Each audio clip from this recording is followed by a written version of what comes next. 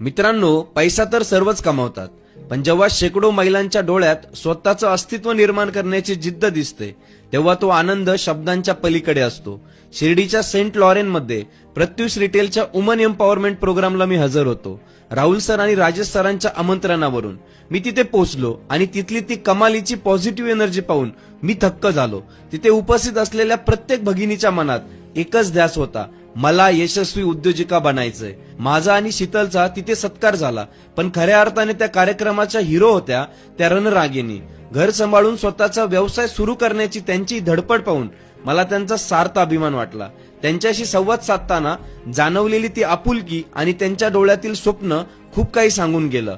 मला पूर्ण विश्वास आहे की 2026 मध्ये या सर्व महिला प्रत्युषच्या माध्यमातून यशाचं शिखर गाठतील.